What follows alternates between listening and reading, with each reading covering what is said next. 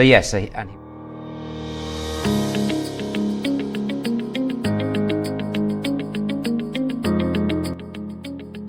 Hello and welcome to the official podcast of Palate Exposure, featuring Ilona Thompson, a podcast for those seeking the ultimate in wine, food, and travel. Each week she interviews winemakers, chefs, celebrities, and a variety of guests that shape the way we enjoy life. In this episode, Ilona sits down with Paul Michael of Peter Michael Winery. in terms of white wine, and they brought it, and it was corked. It wasn't right, and so was the second bottle. So then he said, "Well, bring something local. What do the locals make?" And they brought a bottle of Chateau Montelena and a Chardonnay, and he tasted it and thought, "This is very good." And so that was his introduction to Californian wine. And he then also found himself, I think, up in this area and discovered how beautiful it is at one weekend, and driving around. And he'd been invited up, I think, to visit his partner up here, and who had a ranch up in Healdsburg. And so he got lost on the way, as you do, coming up this far, but discovered how beautiful it is. And I think that was really his introduction to this part of the world and the wine country. And I guess he became one of the few Englishmen at the time to know that something rather special was going on. And he watched it sort of unfold. And about around that time, I think the Judgment of Paris happened, that famous tasting. 78, yeah. 76, Yeah, 76, organised by Stephen Spurrier. And so he noticed that. Not many people did at the time in England, but he did. And so he was in the right place at the right time. And so he started a search for a property around here. He thought it'd be a good idea to invest into a little bit of America anyway. England back in the 1970s, the future was uncertain. The economy was not great. And so he just thought this would be a good place to invest. And wine would be a good vehicle. And he loved wine. He was taken through the vineyards of France as a teenager by his parents, my grandparents. I guess that would have been in the 50s. And my grandfather used to go and taste and buy wine, stuff it in the car and take it back over the channel, and that would keep him in wine for the year. And my father and my aunt would tag along, and so I guess he picked up a bit along the way. And I always had great wines on the table from a young age, and I was being sent down to the cellar to select wines, which I now look back on and realise some of those were very good wines, very proper Burgundy wines, for example, and Bordeaux as well. So that was how my introduction to wine came along and developed slowly. Anyway, he was searching for years, I think, really, at least 6 years, for a property up here. He knew he wanted something which wasn't too far from San Francisco Airport, but he didn't want to really be right in the middle of Napa Valley either. That was a little bit too busy. He wanted to be able to come and relax, and so eventually, after visiting many properties, he found this property, and so that's how his story started. So, and I was my brother and I, we were at school in England, had summer holidays coming up. We were due to go on a safari holiday in Africa, in Kenya actually, and I was 17, my brother was 15, and we had some friends with us who were going to come, one friend each. And at the last minute there was a military coup in Nairobi, and so we all gathered around the kitchen table, and like just a few days before we were due to go, and it was basically, listen boys, we're not going to be going to Kenya, but Dad's got this idea of why don't we go to California and see, visit San Francisco, stay there, and come up to the wine country as well. So that's how we found ourselves in the Silverado Country Club in 1982, and staying there, amusing ourselves. And Mum and Dad would go off in the car and each day, and we didn't really care where they were going to, because we were teenagers having a good time together, and so. But then one day, we were bundled into this Cadillac and brought up here from the Silverado Country Club, and the further away we got, the more bewildered we got, because more and more countryside, and we turned off this road here, the 128, and well, it's pretty quiet up here today, but it was even quieter then. And we came onto this property, and there was no winery here. There was a Victorian era house, unoccupied, and we drove past that, and we drove up into the middle of the property, past a cabin, a derelict cabin, and again unoccupied, and ended up sort of a mile up this track, which was very eroded, and got out, and the poor car wasn't probably the same again after that, getting up there, because it was completely eroded track and completely overgrown track. And anyway, we got out and surveyed the scene, and we're by the reservoir there, and which was overgrown at the time, but it was very beautiful, the whole area, and really that's where we learnt what my parents had been doing for the last few days, and they'd closed the deal to buy this property, and I think he'd been working on it for since the year before, and he'd found it then, and with the help of another friend, a family friend called Angela Rubin, who assisted in looking at many properties, and this one appealed because of where it's located. Very beautiful mountain behind us, and it had water on it, and hillsides. And one of the things that he knew was that a hillside was important. And of course, at the time, most of the plantings were on the valley floor, and very few hillside plantings. That was only for the bold and the brave.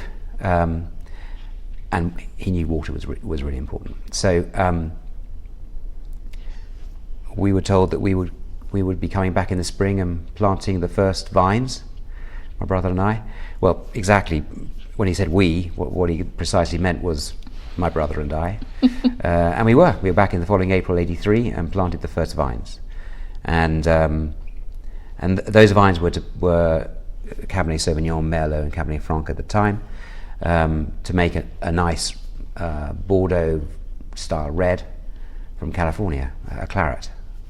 And that was to become Les Pavots, which we'll taste here in a little while. So that was the original plan, and they did up the house, the main house, which is on a little hill overlooking the road here, and we did up the cabin the following year, and so my parents have stayed in that house ever since when they're here on property. And my family and my kids stay at the cabin, and my kids have grown up getting to know this property, so it's always been there as far as they're concerned.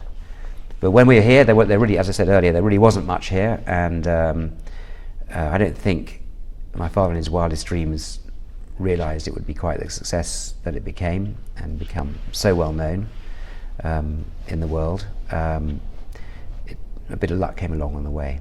But we sat out on the deck up in that main house, evening after evening, talking about the plan and what we were going to call this winery, and what the philosophy would be. So what are we going to call the winery? And Peter Michael Winery was his idea. My father, being a modest man, he said, we'll call it Peter Michael Winery, which isn't necessarily that sort of English thing to do, but it was a great idea, and so and he wanted it to be recognized as he wanted the wine label to be recognized across the room very easily, but at the same time with an understated label as well. And so all those things were being discussed, and then the philosophy became and developed developed by my father and Helen Turley, our first winemaker, who joined a little while later. But what he did know from the start was that he wanted to make a classical wine, grown on a hillside. He wanted to be a balanced and elegant wine, in the style that France is known for, and so that's always been the driving force behind what we do. And then a little later on, we developed another facet to that approach, and that is called the 100 by 100, which basically describes our long-term commitment to making these wines in the way we make them, handmade wines, long-term decision making, everything that's necessary to in the vineyard in particular, to make these classical wines. So that's how it started. And so we planted those first vines. Helen Turley joined us probably in '87 as the first vintage was coming along, but she may have joined earlier, I'm not entirely sure. And she was pretty well known at the time. Again, nowhere near as famous as she was to become as a winemaker. And these red grapes weren't ready, so those vines were still too young. The first vintage of Les Pavots was actually 1988, and the first release of Les Pavots was 1989. But our first wine we ever made was in 1987, and that was it was called Montplaisir. It was a Chardonnay, and it wasn't estate grown. It came from the Gower Ranch, which then became known as Alexander Mountain Estate. So up in Alexander Valley on the hillsides there, and that was a very small quantity of that was made. It was well received, and it was a beautiful Chardonnay. So that's where we started, and I think, although we don't have Montplaisir in front of us here, we do have a Chardonnay which is estate grown, and perhaps it's time to taste. Time to taste one of the wines. Yeah. And while we're tasting it, I do have a question. So your dad clearly was deeply engaged in Silicon Valley business, which spells innovation. It's all about pushing forward. And when he discovered, thank God for lack of GPS, this lovely area, and decided subsequently to pursue it, it strikes me as interesting because this is farming. This is as old world and as old-fashioned as it gets. It's a complete different end of spectrum, and it's hard work.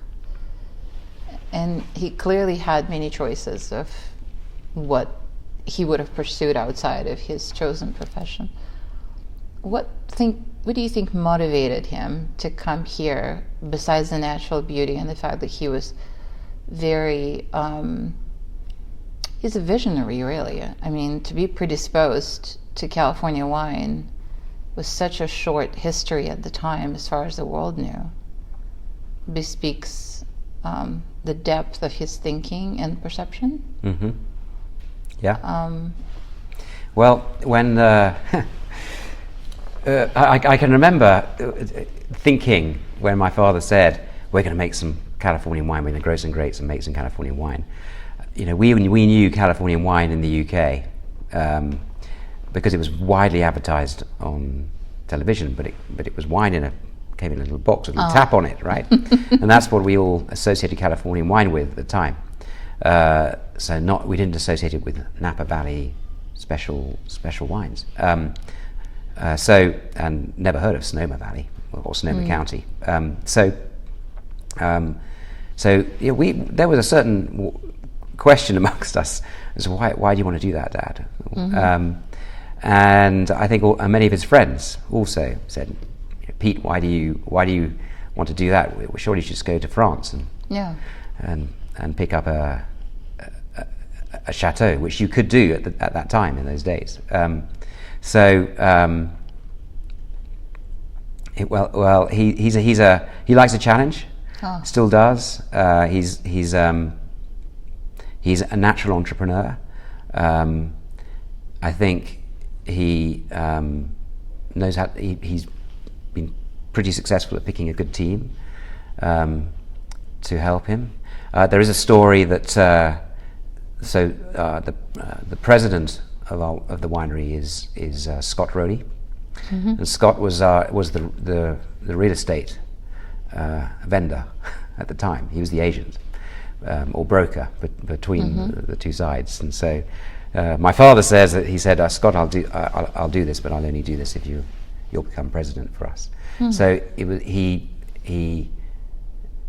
knew he knew if he was going to do this, he had to have some good people around him to do it. Bearing in mind that also doing it an absentee, he wasn't here. He was living in the UK. He was running a public company at the time. So he was a busy guy, and my parents would come here 2 or 3 times a year for about a month each time. There was a big old fax machine in a cupboard here and one back in the UK, and reams of paper would come out at either end, and that's how he managed it in those early days. I think knowing that, why not go and buy in France, for example? Why not do it in the easy way? I think he's always believed there's no point in doing something if it's easy. Lots of people can do that. I think he also saw at the time, that there was something special happening here, and bear in mind he'd seen a bit of the world by then. And the climate, the climate here, in perhaps this is the most important point that I should have said first, really. Making wine in California, you have this consistent climate, and you don't generally have to worry about rain or frost. Those are, and you've got this consistency with your product. So that especially in those days, technology has come on today, but in those days, the climate was really, really important in that sense. Absolutely. And again, he could have, in the 6 years that he was looking, I'm sure that he looked at a lot of different properties. He could have chosen the valley floor. He could have chosen something easier, but this layering on of how do I find something that's the most challenging, and then on top of it, the absentee ownership, which means you have to have a ton of faith in your team. And we're talking late 70s, early 80s. That really is something that's even more remarkable, because Valley at the time was pretty barren relative to what it is today. So there's no reference points really outside of a few big producers. And given the background and given the depth and breadth of the wine engagement on the consumer side that you described early on, clearly there was a lot of awareness of what it would take to produce wine of that quality. So your dad is starting to sound like not just a remarkable individual, but a very unique one in his point of view and vision. Yes, a lot of people have said that. He was described as this crazy Englishman planting vineyards on a hillside, spending way too much money planting vineyards on a hillside, which is something we've done time and again since then, of course. So I as I say, I think he thought hillsides was important. Now, when we say hillsides, where we are actually is really, you should call it a mountainside. Yeah. We're on a mountain here. This is not a little hill. Whether I wasn't, part of that, Yeah. But I think he understood enough to know that to make it that elegant and balanced wine, you need high those diurnal shifts. They're greater up there. You're going to have higher acidity, a better chance of making an elegant wine. And where does this confidence come from in a man that obviously has been remarkably successful in other realms, but hasn't attempted agriculture and viticulture in particular? You have to have some courage there, a lot of it, and a lot of self-awareness. Yep. Yes. Some humility, probably. Oh yes, a lot of all that, a lot of it. So you'd have to ask him. I haven't figured that out myself. There must be some family of origin references there, because usually, well, from childhood we'll learn by osmosis. There has to be some foundational pieces there that enable him to become, someone that was so aware of so many things. There was no conversations back in the day about diurnal temperature shifts or hillside fruit or any of that. That came much later. Mm-hmm. And the fact that he was at the very beginning, basically a pioneer in many respects, again, without having any other information to rely on. Yep. It's pretty remarkable. Well, thank you. I think he was probably taken also by the scenery. The romance. The romance of the place. And of course, romance and wine go together very well. You've got a mountain backdrop here. It is a beautiful place to come to, and he was looking for that. And I said a lot of luck came along as well. And some of that luck played out with the Chardonnay. So please taste. We've got a La Carrière. Yes. We've got a La Carrière 2014 here in the glass. This is actually, talking of mountain size, this is one of the steepest of our vineyards. In fact, it is the steepest.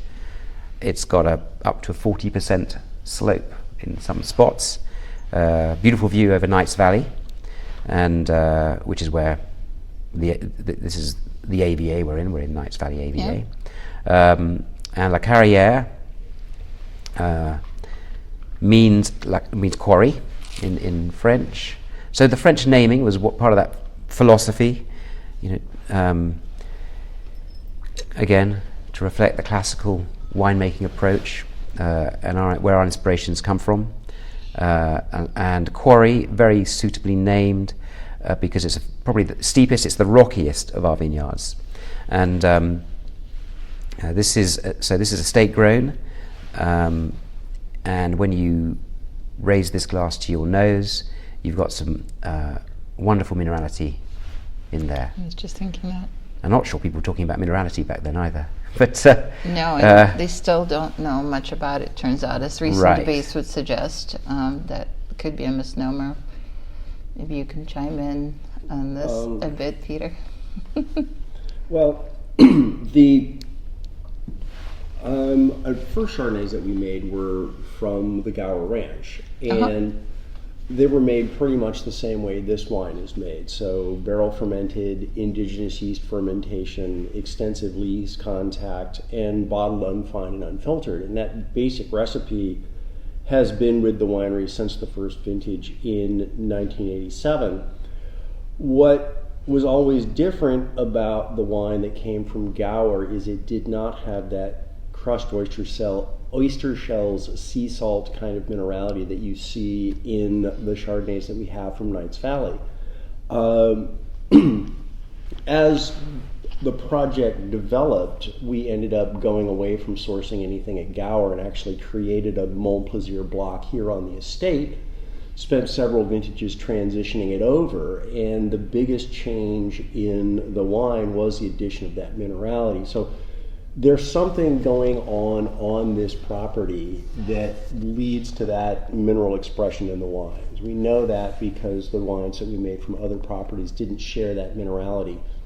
Does it come from the soil? Well, that's what we would choose to believe. A lot of research is now being done saying it actually has to do more with the yeast strains than anything else. Mm-hmm. So that would then perhaps argue that there's microflora on this property that are producing that for us, but obviously doing it on a very consistent basis.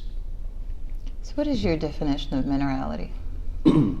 My personal definition of minerality, that's going to be a flavor component that doesn't taste like fruit or wood or something earthy. It is akin to salt or stones or something like that is really solid object of the earth kind of flavor, as opposed to So savory and maybe a salinity category? Exactly. Okay. The old Mont Plaisir minerality was much more burnt match, gunflint kind of thing. It transitioned over. The transitional vintages were 2007, 2008, 2009, and those were part Gower, part PMW estate in increasing amounts of PMW. And if you actually lined those up on the table, you can actually just sort of see that transition in minerality in the wines. And is that a character that bespeaks age-worthiness as well in your mind? Well, certainly it's part of the aging ability of the wines. We're very proud of the ageability of the wines. The Chardonnay certainly can do routinely 10 years past the vintage date without seeming tired or old or over the hill. Here at Special Functions, we've opened wines that are 15, 16, 17 years old, and the first impression of them when you look at them is that they are not that old. They certainly don't look. So even visual smell. cues. Absolutely. Okay. Our winemaker would argue that the unfined, unfiltered methodology helps with that, because the little bit of haze you see in the wines is predominantly suspended lees, so dead yeast cells, and those apparently make excellent scavengers for oxygen. So anything that gets into the bottle is going to be bound up in the lees before it has the chance to adversely affect any of the color or flavor components. Fascinating. What about you? Do you have any thoughts on minerality as a quality that, again, has stirred up a lot of debate? I think that this minerality in these wines is like the backbone to the wine. It's like a skeleton that creates that structural element, structure, and then everything else kind of hinges to that. That's right. I think I would associate it closely with the acidity as well. They kind of go together in these Chardonnays, and it is a reflection of the mountain. I don't know if I called it earlier, but I called it a sort of dusty minerality. There's almost like a texture to it when you raise it to your nose, especially in this one, in this La Carrière. So it's the most profound in this particular wine of what we make. This vineyard actually was planted in 1994. It is volcanic soil, volcanic rock. The whole terroir here in Knights Valley on the mountainside here is a lot of volcanic cement, rhyolite rock underneath, great for drainage, and these vines are therefore a little bit stressed. This is all part of the secret of behind these wines. We didn't know we could make Chardonnay when we first started this project. That is where luck plays its part. So, as I said, Helen went and found the first Chardonnay, made some. It was beautiful, and then we decided, well, if we're going to do this, we need to make sure it's our vines, and that's always been part of our approach in terms of long term. And so that's when we planted. We basically started looking on the mountainside. Where can we do this? We found this exposed ridge above Les Pavots vineyard. It's exposed to the marine breeze that's coming from 30 miles away. It's a gentle breeze most of the time, and so we planted the first vines up there in 1990. The conclusion of this interview can be found in the next podcast, already available for your download. Thanks again for tuning in to the official podcast of Palate Exposure, featuring Ilona Thompson.